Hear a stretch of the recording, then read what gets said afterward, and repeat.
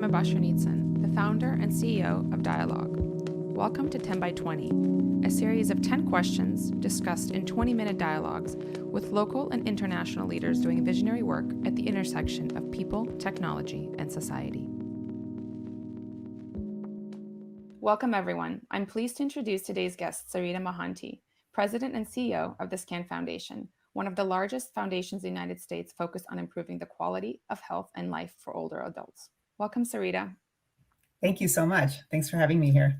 Yeah, I'm super excited. So I know the work of SCAN, and we're going to get into it in a second, but I'm curious, before you got to the foundation and kind of some of the key milestones in your career, what would you say has shaped them? What kind of elements of how you grew up shaped who you are now? Yeah. Well, I when I reflect on what really shaped me it's really about a sense, quite honestly, a sense of family and community. I think without those supports, I would not be where I am. And in order to do my work, I find myself, I need my family and the community around me to succeed. And, that includes the team that I work with, the colleagues I partner with to achieve, common goals and objectives, mentors who guide me through, who give me wisdom every day, day in and day out. Even the individuals I seek to serve. I see my, servant leadership. My patients, those who are most vulnerable in society. So, they continually teach me about their experiences in life, what makes them happy, and where they're most challenged. So I also, and I also recognize, I guess the last thing when I think about family and community, I recognize that most, if not all, individuals really benefit from strong family and community supports.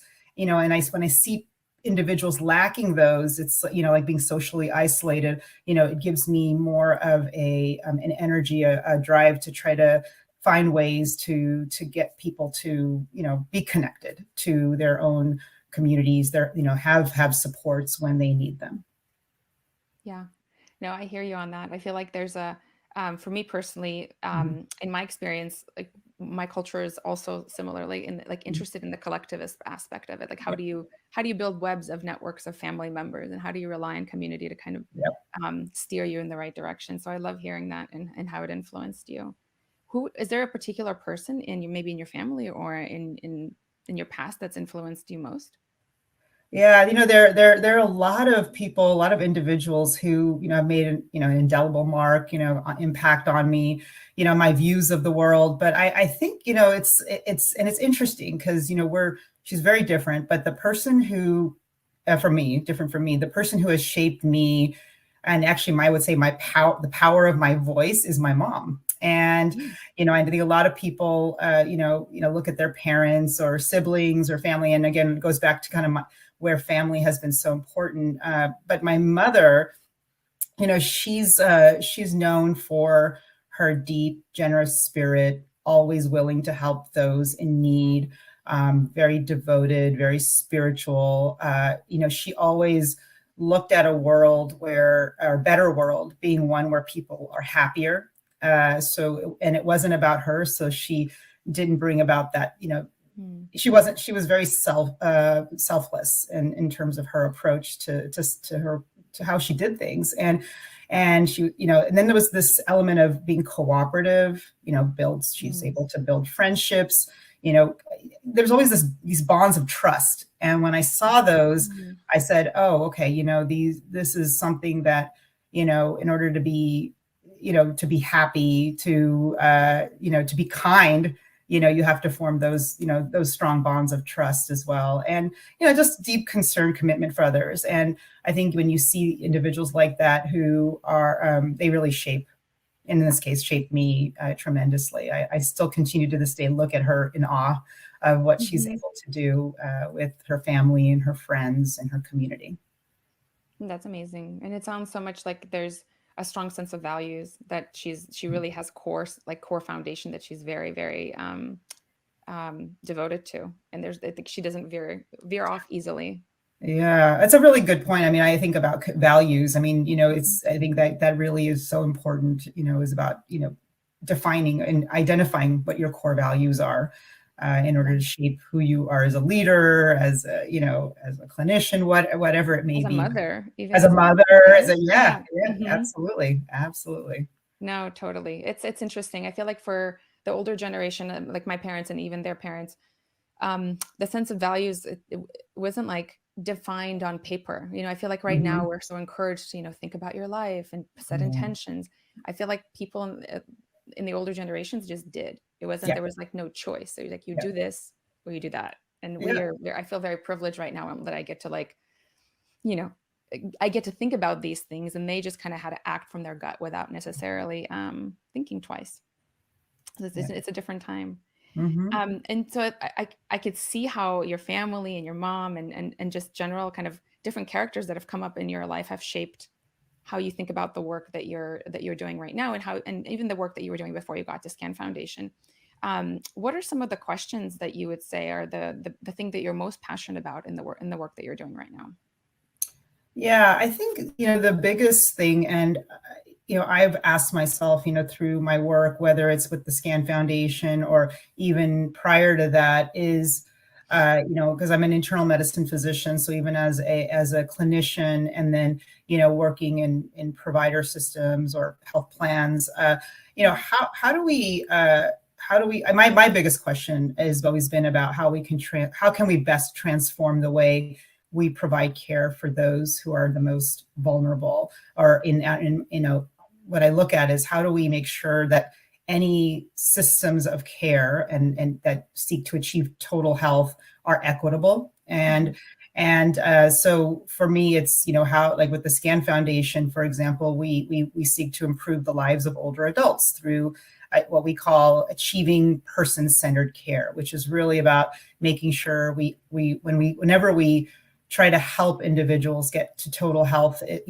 so total health to me is about, it embodies the physical, the behavioral, mental, spiritual, mhm, and even the social health, which includes like just kind of making sure you have the social supports or the food or the housing and those type of mhm, things. But how do you get to that person-centered care, which are the needs, wants, and preferences of, in our case with the Scan Foundation, more focused on older adults, yeah, making sure that they have access to all those services and supports to choose, how they best meet, how to meet their needs. So I think, so that's really kind of where I think my questions are. It's like, how can we do things? How can we do them efficient, as quickly as possible? I guess maybe I'll say I'm kind of an impatient person, and I feel like we have gone way too slow in terms of in the healthcare arena, I guess, to affect change. And so those are some of the questions that it's like, what does it take to mhm. get things accomplished, especially given that we're seeing so much inequity in how services and care are delivered today. Yeah, no, absolutely. And it's such an and I mean, we talked about this a little bit, but it's such an important question to answer, because I think a lot of people don't think about it until it's too late for Mhm. themselves and for their family members. Yeah. Yeah, and then when you get into the most vulnerable part, I think it's also just so many things we can discuss, and I kind of want to. I'm going to ask some questions after about that later. But Mhm.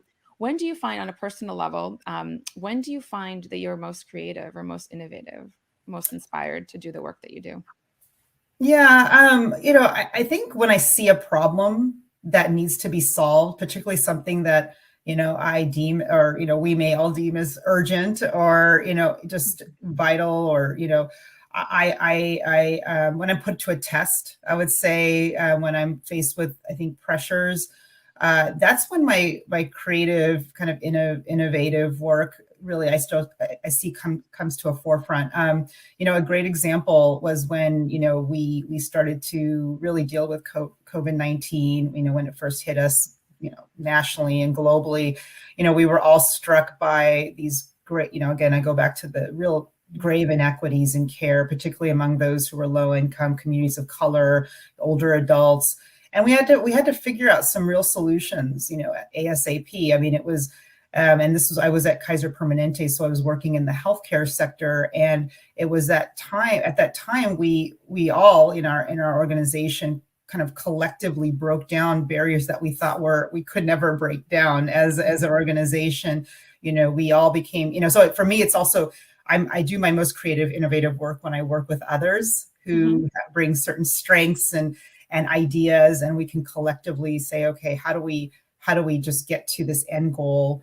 If we want to offer services, if we want to make sure people are getting food and housing and other things, what do we need to do to get there? And that's where that was an example of where, that creativity, innovation really came to a head, and it was great.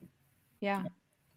No, I'm similar in the sense that I also love partnering and collective thinking and Mhm. collaboration. And it also in big teams with big companies that can impact change Mhm. very quickly. It's really exhilarating, especially I feel what I've noticed in big corporations during COVID is when you have to get stuff done for the health of other people. Yep.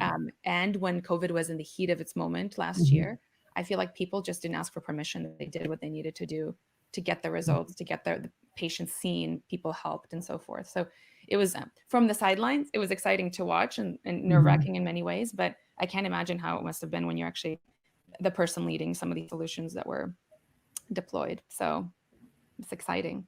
I was curious, one of the questions we always ask is about how human connection shapes your work. And I feel like human connection is your work in many ways, Mhm. Mhm. right? It's the work that you do with your team. It's also the population that you serve and how you connect community to the work that you do at large. But I'm curious, is there anything else that seems that is like worth mentioning or is kind of an interesting thing that's come up for you recently where you've noticed yourself being particularly touched about the work that you guys are the thing that you guys are executing and or both in personal or professional life? Yeah, I mean, I think like you said, like we've talked about, and I think we touched on this, as a clinician and in my work, human connection has always played a pivotal role. I've recognized kind of early on that, for example, when you're seeing a patient, it's not just about the physical state. It's not about their diabetes. It's not about how, what their last blood pressure reading was. It was about what happened to them in their homes or in their environment that might be shaping the way that may be the reason why they may be unhealthy, right? And Mm-hmm. so human connection to me is about really asking them, almost open, those open-ended questions and saying, what is there that I don't have in terms of data in my electronic health record that I'm missing, Mm-hmm. and so that has helped me recognize that in order to really do my work effectively, even as we're thinking about products and services for, let's say, older adults, we have to ask them and have them involved in that design. So it's that. So one of the things that I have started to really learn and understand in better is the tools around human-centered design principles. Mm-hmm. Like, what does it take to or co-design, as people call it, to Mm-hmm. really get people to kind of be part of that process, that journey, to help us really make our work successful. Because what I find a lot is, especially in healthcare, we have a tendency to make a lot of assumptions that we know what's best for our patients, and then in the end, people don't use those services, or they're completely offered to a certain subset of populations, but other populations can't use them because language barriers, whatever it might be. So anyway, I think I mean, for me, I've always loved just listening to people and understanding what their challenges are, and then saying, okay, so here's something that we're thinking of creating. Does it even work for you? Does it even make Mm-hmm. sense? And it's a lot about listening. That's how human connection to me is so critical. It's like you can't just keep on talking at them, Mm-hmm. so those are some of the things that have been really, really important for me, and I'm continuing to learn. And it's interesting how many people don't recognize that just, like human-centered design is so important. Like, why are you asking them? We should just create this. We don't have time, you should. So anyway, it's been a fascinating journey, and I'm continue to be excited about the No, opportunities to work with absolutely. others. Yeah. And as you were talking, I was just also thinking about, aging in and of itself is a really hard thing for people. And then you add all the things on top of that, like life things that happen. Mhm. But is there anything that you're finding specifically in your guys' research around why people leave things, well, not just leave things to the last minute to plan, but also just what are some of the stresses that they have around aging, and what is Mhm. aging? Is it 35 to 40? Is that aging? Is it going from 50 to 55? Like, at what point is it aging? For people. Like, I don't know if you guys ever even did that research, but I'm just curious. Like, what does it mean to be an older adult right now? Yeah, it's a great question. It's an important question. And, I get you know, stressed out. yeah, no, and, quite honestly, it's when I was joining the Scan Foundation, I asked this question. I said, do we have an age like minimum in terms of who we serve? And there isn't. And it's intentional because, aging is a continuum. It's a part of a process, and we're all aging. You're aging, I'm aging, an 80-year-old is aging. I mean, so it is, so there's no like hard and fast number, like AARP, will say, okay, over 50 or over 55.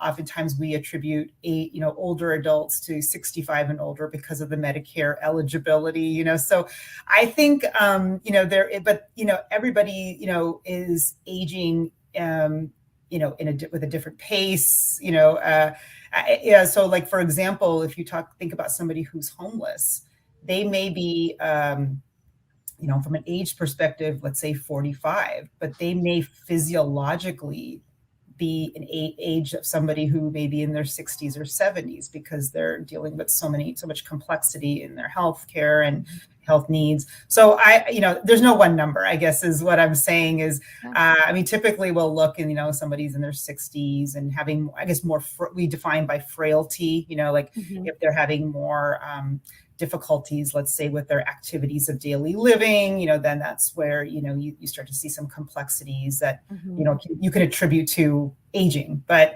yeah, it's a hard question, actually. I don't know. We don't put a number to it, quite honestly. And it may not, to your point, I do agree. I mean, some people have lived the whole, like 3 lifetimes by the time they're 30. Yeah. And I agree. We all are aging. It's funny because I think about aging associated with end of life. And end of life could be 30 years. It doesn't have to be tomorrow. But I think about it from that end, and that's just my own bias, right, from my own experience and what I've seen. But it's important, I think, what you're saying, to note that it can be at any age. Yeah. And it's also important to think about, I think, where people are coming from and what their lives have been like, and what would it mean to sort of step into a supportive community to help them get through that process earlier or later in their life, whatever that might mean. But I'm also curious, outside of the aging space per se, the healthcare ecosystem has expanded, shifted, revolutionized itself, went backwards 3 times in the past year and a half. And I'm curious, just from your perch, from the internal medicine side, from when you were at KP to now yourself at Scan Foundation, what are you seeing from an industry perspective that you're most excited about or concerned about? Yeah, I mean, this is something that I mean, if you ask me what maybe keeps me up at night a little bit, I think probably a lot of people are kept, thinking about this a lot. And what I've really seen is in the shift kind of, as we're thinking about like healthcare and my work, I'd say, I'm seeing a willingness and an acceptance of being able to take risks. And, obviously we talk about boldness, and I think it's like you have an idea of something that can really make impact. Let's not necessarily wait. We have to think about it, and we got to be we got to make sure it's kind of a calculated risk. But I think but I'm seeing more and more people willing to test things out and try things out and being willing to fail. I think that is the biggest thing. I think if you look at organizations historically, there wasn't that safe space to fail. If you failed, you were at risk for losing your job or being branded as a failure. And now it's like, you fail fast, and then you kind of learn from it, and you pivot, or you quickly abandon that because you're saying, okay, there's just no way this is going to work. And I think that's what we're seeing more of. And we saw it during the pandemic, or as we're going through the pandemic now. It's like, if we don't test these things out, we're never going to know. And also, I think I'm seeing more and more people showcasing their failures so people don't necessarily repeat those, before that, like you would it was rare to see negative studies and, anyway, in literature, in the journals. Now you're seeing more of those because I think people recognize it's okay. And it's valuable. And it's valuable. People should know that you messed it up and that they'll do something different. The hypothesis will shift for the next study, right? As a result. Yeah. Right? That's correct. Yeah. I 100% agree. Yeah. I'm like, not a scientist, but I think that's how it might work. Well, I want to move us into a rapid fire for a couple minutes. So when do you feel most connected to others? Yeah, I actually, when I look at people, kind of eye to eye, like I feel like there is there's something very valuable about eye contact. So, I mean, that may be a very simple answer to your question, but and then also, of course, I mean, so the senses, it's like, eye to eye, or just listening. I think I've said that before. Just like if I don't listen, I'm not. I lose. I lose that connection. So not being distracted and making sure I do that. So. Those are some of the things that are really important to feel, at least for me, to feel connected to people. Yeah, well, and it's important for your work too, and it's refreshing to hear it from a doctor. Yeah. When and where are you happiest? I think, I'm happiest when I'm it's interesting. There's, they say sometimes there's no such thing as work-life balance, but I'm trying to, I feel like I'm happiest when there is a little bit of that, like stability, balance of time and commitment, like with my family. I have 3 kids and my husband and, my extended family. And I'm happy to be with them and do things. But at the same time, I'm also happy if I can also do my work, right? Because I'm really passionate for my work. So it's kind of, that makes me happy, feeling that sense of like accomplishment of like even just spending quality time with my family is something that makes me really happy and gives me peace of mind. What intersection of disciplines are you currently most fascinated by? Yeah, there's so many. I think I think I've been particularly more interested, or at least I'm learning more about the intersection of entrepreneurship and healthcare, like just how like, for example, the tech world and the startups are starting to really help think about things that seemed unimaginable in the healthcare sector, and that creativity and those partnerships with like large organizations and startup companies. So that's something I'm fascinated by, and I think we're obviously seeing a lot more of those partnerships because we want to move at a more rapid pace in terms of transforming healthcare. So those are some of the things that I mean, that's one example of something that intrigues me. Yeah. So, and there's so many different opportunities that pop up just innovation upon innovation upon innovation. So it's really an exciting moment, I think, right now. Yeah. What's the one thing you want to pass down to the next generation, to your kids or others? Well, I think I talked about this. Family is key, and I think I see that. I mean, even though they may not call it out, sometimes it's evident that family is kind of a core value for them, is about that sense of commitment and bonding with family is so, and community. I think some of the things just around friendship. You sometimes say, well, I don't really need friends, but I think I see that a lot of times that keeps us all going. And I mean, those are some of the things is just about being respect for others, and that has been something that I've my husband and I have tried to pass down to our kids as much as possible. And I try to do that in my own practice as well. So yeah, those are some of the things that I'm excited, because I do feel like I've passed on some of that to them, I hope. That's amazing. That's the hardest thing, I think, as a parent, is like knowing if they are absorbing all the goodness that you're trying to give versus the other stuff that comes out sometimes. Yeah, like the fear and anxiety. I'm trying to minimize that so that they don't see that all the time. But yeah. Yeah. No, I hear you. I hear you in that as well. Well, I actually have so many questions based on our conversation, but obviously we don't have all the time in the world today. But thank you so much, Sarita. It's been great to have you. Thank you. Thanks for the time. And it was great. I appreciated the questions. Totally.